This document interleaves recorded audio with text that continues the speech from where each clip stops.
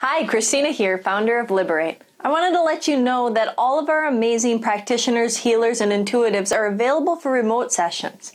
And we are continuously adding new classes, workshops, and meditations to serve you every week. Thank you for joining us, and I hope that we can help you liberate yourself. They're very excited about that question. Yes, I can. So, let me tell you a little bit about the history of channeling. Welcome to Liberate University. Liberate University is free educational content released for the benefit and enjoyment of all. Many thanks to our gracious family of world-class practitioners for sharing their work. Channeling is a form of communication with the spirit world, the other world, including the spirit of nature, the spirits of nature. That is very ancient, and it appears in all cultures everywhere. And the reasoning behind it is that the visible world or the material world and the spiritual world are connected. And together they form one unit. So what happens here is reflected there, what happens there is reflected here. But they can get out of balance. And to bring them back into balance, there needs to be some bridging between what's seen and what's not seen. And this bridging, certain people are born with the capacities to do this naturally, and through apprenticeship, study, training, they can refine and develop those skills to really do them very well. And shamans in traditional cultures around the world have their own form of connecting with the other world, and particular spirits who have information about where the hunting herds might be, or what kind of decision needs to be made for the betterment of the village at this time, or what kinds of gifts infants who are being born, souls who are being born into the village now, what kinds of gifts they may be bringing into the village, and how to support them as they develop those gifts as they grow. In ancient Greece, pre-classical Greece, this took the form of the oracles at Delphi. Around the Middle East, there were other forms very similar. They took the forms, they took the name of the Sibyls, S-Y-B-Y-L-S. You can research some of this online if you like. But again, in all of those cases, these particular persons would go into some form of trance out of this ordinary reality and connect with the other reality to bring through information, healing, energy, wisdom, sacred wisdom, and blessing to help the balancing and functioning of this world in relationship to the other world. And I want to say also that this is an expression. You know, we, in our time and place, in our spiritual traditions, the New Thought traditions currently on the planet in the West, we speak a lot about, it's all about love, it's all about love, it's all about love. But we're not always certain what we're saying. And what I'm learning from my work with heart, soul, and spirit is that is it because of the love of that world for this world, and this world for the other world, nature for that world, that's what's bringing us all together. That's what enables this transmission from one world to the other to happen. So this is why when I'm channeling, this is the place that I come to. You know, I come to my love, I come to my appreciation, I come to my gratitude, my praise of everything that is. And that helps me facilitate the alignment to bring through their love and their blessing. It's different from general intuition in the sense that I raise my vibration and I take all of my concerns into the background. They step down and they come forward with their message.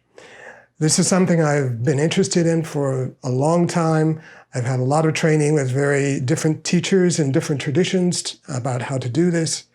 And I've had a lot of practice. I'm a certified channel at a professional grade level whose focus is primarily to assist people in their own soul journeys so that we connect.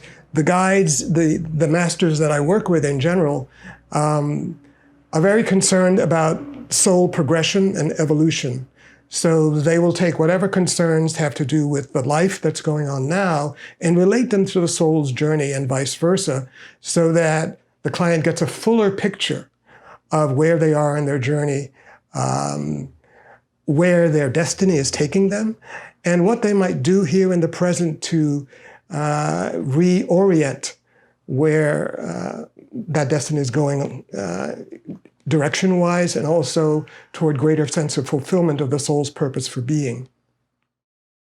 In some cultures, like in Africa or in early America, South America, and the Middle East, all around the Mediterranean and the Fertile Crescent, with the rise of Christianity, a lot of these traditions were demonized. And we get the word possession from some of that, as if the spirit takes over the body and the person and their life. And that's not entirely true. And my training, because people do ask me this, they ask me, well, how does this happen? How do you go into this state? How do you, are you being taken over? These kinds of things. So, no, I'm not being taken over. I'm doing this of my free will. And my training, I'm doing this out of my love. My training is to know how to get into it and to know how to come out of it. So I'm working at will, using my will to enter into that particular state and my will to come back into this state in a balanced and whole, functioning way. I think it's important to make that clarification. If we're walking around allowing other energies and intelligences free play, then we're not taking responsibility for our own part in the process. And for my own growth as a channel, as a human being, and for the growth of those that, in my partnership with Spirit, I support in this plane, it's best if I take responsibility for what's me and what's mine and how I share my work with the other world. And so I hope that's helpful for your understanding of responsibility, self-responsibility, and also responsibility for my own growth and my own development, and what comes through me, how I share it. What this is good for is not only for the present life, but the life that we have already lived, that is also a part of what's being served, the larger purpose of the soul. And also in terms of the power it gives us now in the present to make whatever shifts we need to make and desire to make to recalibrate how we're going to move forward. So as I say, I've had lots of training and lots of experience doing this. This is work that I really love a lot. Not only does it benefit the client, but it benefits me because the masters come through with so much unconditional love that I benefit as well as the client from that. And just to share with you, so many of us in this plane have had so few experiences with unconditional love that sometimes it's a little hard to receive the amount of love they want to share. And people cry in these sessions. And that's okay. It's perfectly okay. It's good practice for us to learn how to receive that and how that feels in our bodies, how it feels in our consciousness, and also how we might carry that and use that with each other.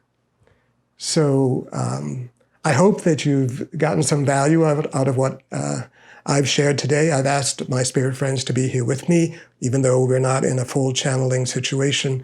I'm aware of their presence and have asked them to give me the words that I need to reach you, to touch your hearts, and to invite you to come and experience our work together at Liberate Emporium. Thank you. Thank you for being a part of this class. We hope to see you at the next one.